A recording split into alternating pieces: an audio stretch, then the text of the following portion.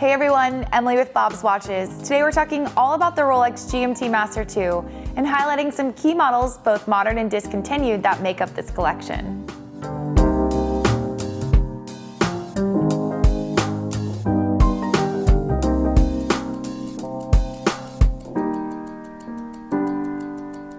Also, if you haven't done so already, don't forget to subscribe to our YouTube channel so you can stay up to date on all of our latest video content.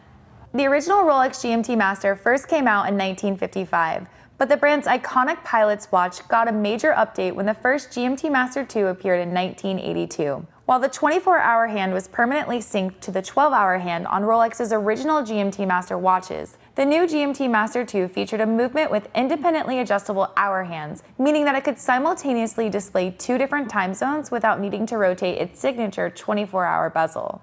Rolex continued to offer the GMT Master alongside the new GMT Master II for a number of years as a less expensive alternative, but today only the GMT Master II remains in production.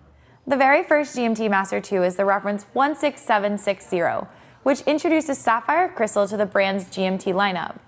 Only offered in stainless steel, the reference 16760 also introduced a new black and red bezel option, which has since picked up the nickname the Coke among today's collectors. Powered by the caliber 3085 movement, the core functionality of the reference 16760 was largely the same as the GMT Master II watches that Rolex produces today, with the only major advancements in performance metrics pertaining to accuracy and power reserve. By the end of the 1980s, Rolex was ready to launch the second generation of GMT Master II watches, which largely followed the core design established by the original model. Produced in stainless steel, yellow gold, and two-tone steel and gold, this second generation of the GMT Master II would go on to remain in production for almost the next 2 decades. The stainless steel models were available with 3 different bezel inserts: blue and red, the Pepsi; red and black, the Coke; and all black, and they can also be found with both Oyster and Jubilee bracelets. The two-tone and yellow gold models were fitted with either black or brown dials and featured either black, brown, or golden brown inserts. Additionally, Rolex also produced gem set Surdy dials for the two-tone and solid gold models from this generation, and these featured diamonds and rubies in place of the hour markers. Powering the new generation of watches was the caliber 3185. However, shortly before the end of its production run, Rolex switched to the caliber 3186 movement, which can also be found in the subsequent generation.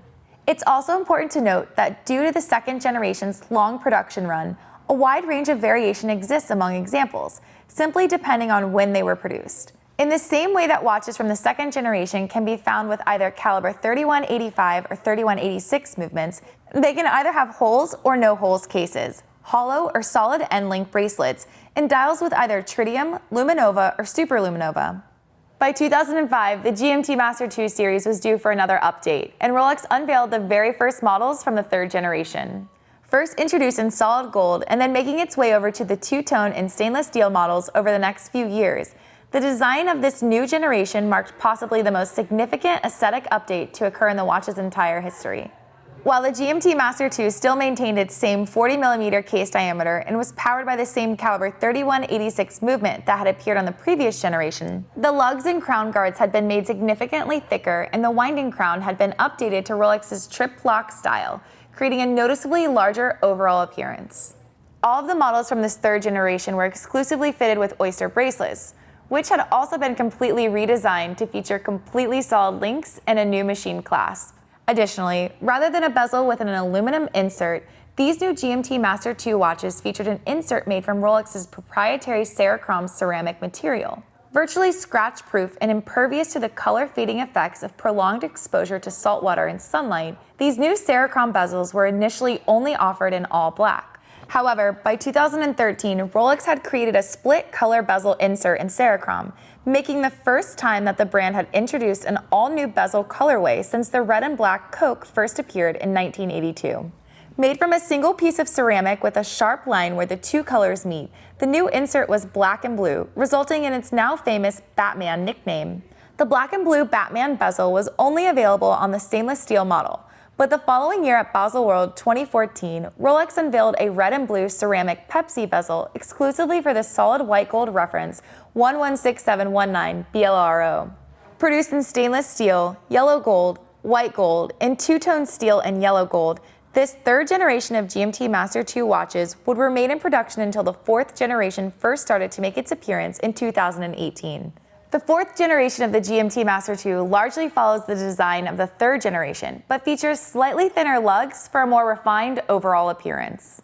Powering the fourth generation of the GMT Master II is the new caliber 3285, which features Rolex's proprietary chronergy escapement and offers an increased power reserve of 70 hours.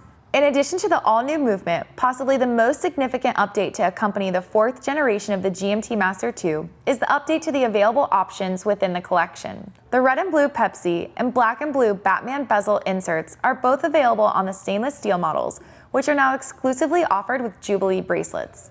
A solid white gold model with a ceramic Pepsi bezel and oyster bracelet still exists, but this time it is offered with either a midnight blue or meteorite dial.